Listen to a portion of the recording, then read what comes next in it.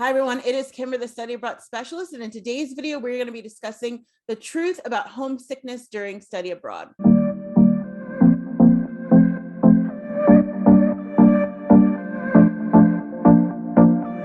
So if you're already subscribed to the channel, welcome back. Great to see you here again. If you are new here, my name is Kimber, and I am the Study Abroad Specialist. I help students plan and figure out their study abroad journey from start to finish, and it is such a pleasure to be able to come here every single week and share videos with you. So definitely plan on sticking around if you are new to study abroad or if you are looking to study abroad. I would love to have you here to help you plan everything out.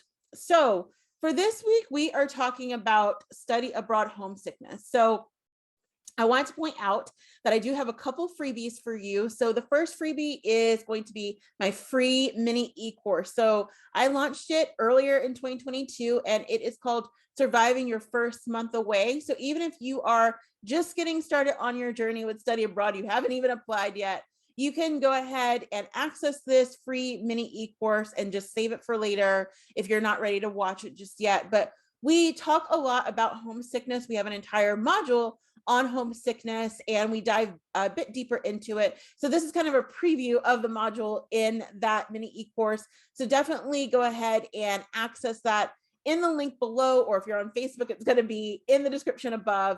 And then also too, I have for students who are just starting out, I have my free e-guide, which is Finding Your Perfect Study Abroad Program. This e-guide is very expansive. We basically break down what the common types of study abroad programs are, looking at, based on location and cost and price, and then how you can actually go through and decide which one is going to work best for you. So definitely want to point both of those out, and they are in the descriptions either below if you're on Facebook, if you're on YouTube, and above if you're on Facebook. So go ahead and access those.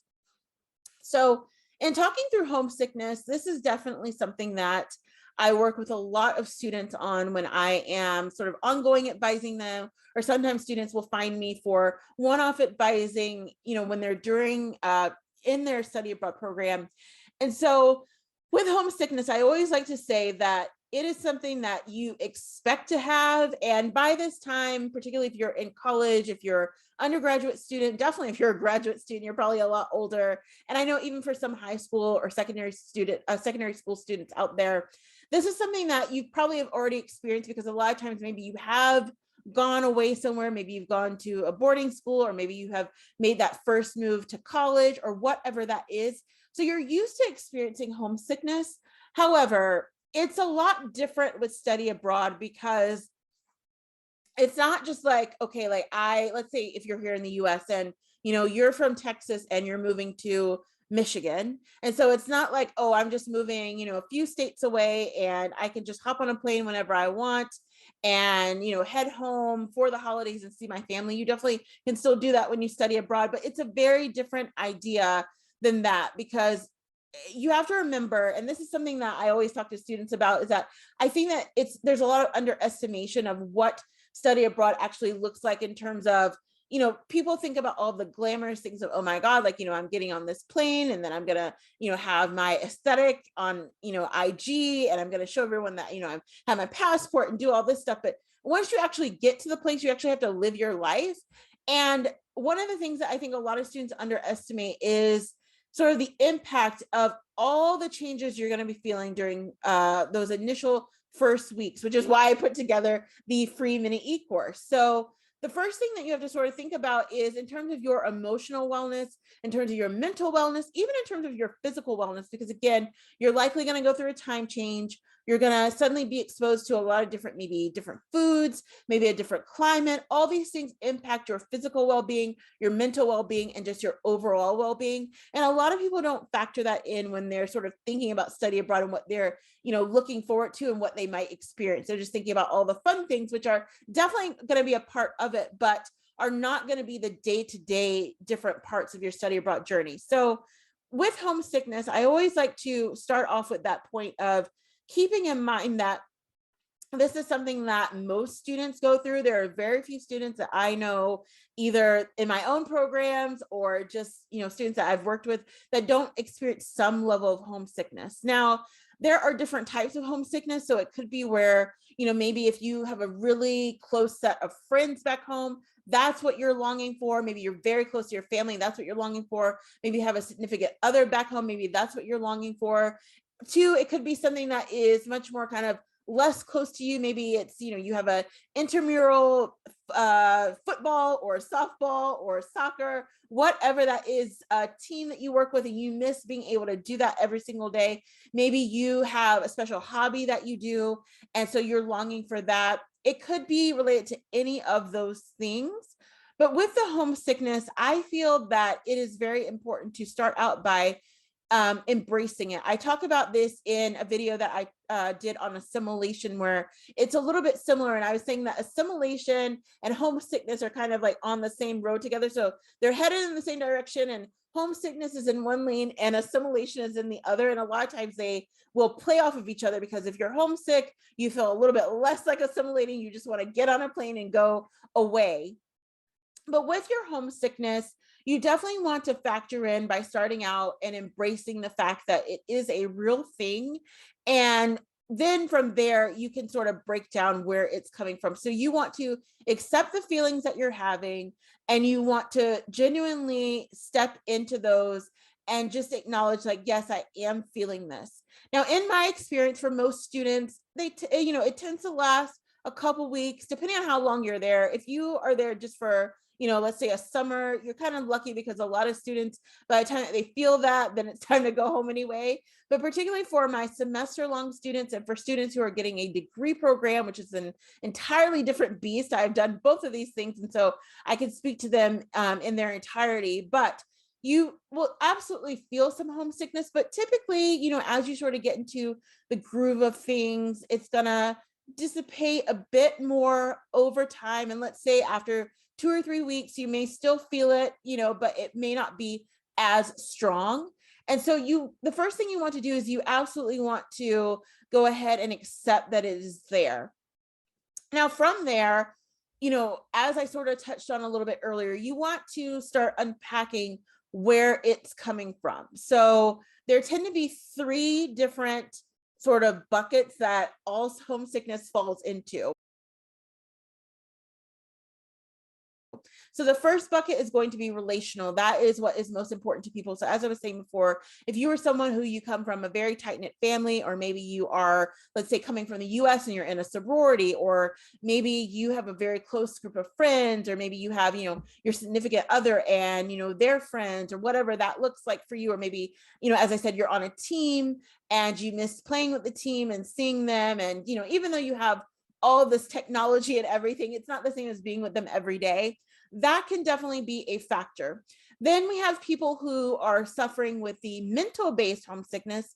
And so this plays a lot into, the compare and contrast of, this place is not like where I'm from, and I feel like I'm in a tizzy because, I'm in this new space and I don't know how to handle it. And I feel all alone. Maybe you feel more isolated. Maybe you are living with a group of new people that you have no, idea who they are, and you feel very uncomfortable. Maybe you feel very vulnerable in that way. That is a different type of homesickness, but still very important. So you absolutely want to think about that. And I would say that, I definitely have some resources within the free mini course, and I can also link those below, that I share with students of, for example, if you need some additional mental health support, or, for students who are going through other things, maybe you worked closely with someone at home to work through these problems, but now you can't access that person. I will link some resources below so that you can definitely have more information on that, because I feel like it is very important to, you sort of hear this, not suffer in silence. That's very true. But I think that it can be much more isolating when you're, studying abroad, you're in a new place, you have, maybe you don't even know how to access, let's say, the medical care, or whatever is going on. And so we don't want people just kind of feeling isolated, that they don't have an outlet to be able to express themselves. So if you need to see someone for help, or if you need to get in contact with someone that is outside of, let's say, just calling home and, kind of venting to your family or whoever, then you definitely want to access the resources. So I will leave information about that below. So that is the second kind of, section that people fall into. And then the third part that impacts the homesickness is the physical. Now, this is something that I think a lot of people, particularly if you're young, like, I mean, I was once 20 years old, a little bit older than that now. But, when you're like young and you have so much energy and you're like, oh yeah, like, it's not a big deal. Like I'm, going someplace that has a 12-hour, time difference than where I'm from, and it's going to be great. And I'm just going to get up every day and just be so energetic. Like that is the first thing that's going to hit you like a brick, is that number one, for the first couple of weeks when you study abroad, you're going to be a little bit more tired because depending on where you're going, there is going to be a time difference. You're also too going to be experiencing some differences with your diet, for example, because everything that you have at home is not going to be where you're going to. So you're going to have to figure out how to supplement or mix and match, or figure out what the best way is going to be to, get the right type of coffee that you need or right type of bread that you need. Of course, if you have any type of allergy, you're going to want to research that ahead of time. So if you're, gluten-free, or if you're doing vegan or whatever, you just want to make sure that wherever you're going is going to have, the right types of things, or maybe it could be something where you're going to have to order supplements and bring those with you. You'll figure that out before you go. You should. But the physical part is going to it's going to wear on you, at least for those first couple of weeks. And I think this is something that, students, they think about it, but they don't necessarily really think it through.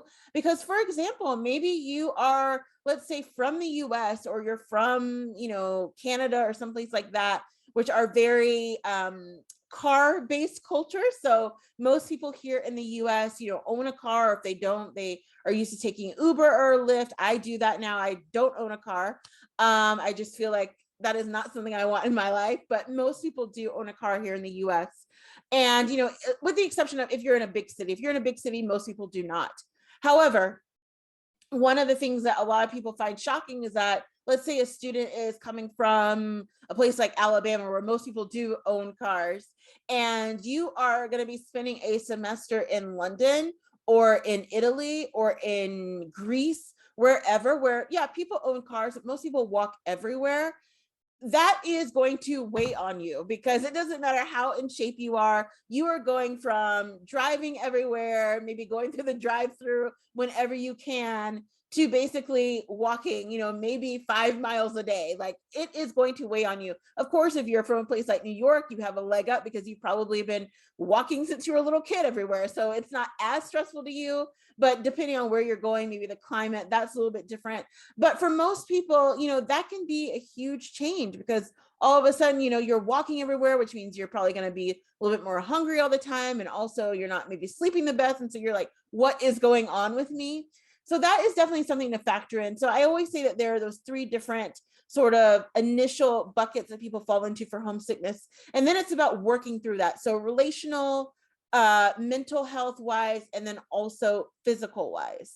So one of the things that you can definitely do to help with your homesickness, and this is kind of the baseline and something that you probably have already thought about, is to stay connected. Now, you are blessed as a Gen Zer, or however old you are. If you're planning to study abroad, you could be a little bit older, but living in the times that we live in now, everything obviously is so connected. I mean, most of my study abroad took place before 2014. And so while things were out there, like Skype and like some social media, it's nothing like it is today. And so you literally are always connected with people. And obviously everything that has happened since 2020, that is how people live their lives now, just on the Zoom and on everything else. So you feel comfortable with it. So I would say that one of the important things to do is to stay connected when possible. So again, going back to those different buckets, if you are a relational person and that is where you're struggling with the homesickness, then you're going to want to make sure that you have easy access to your family, to your friends, whether that is, going to be doing a weekly meeting where you call them and you chat with them and you tell them how your week was going.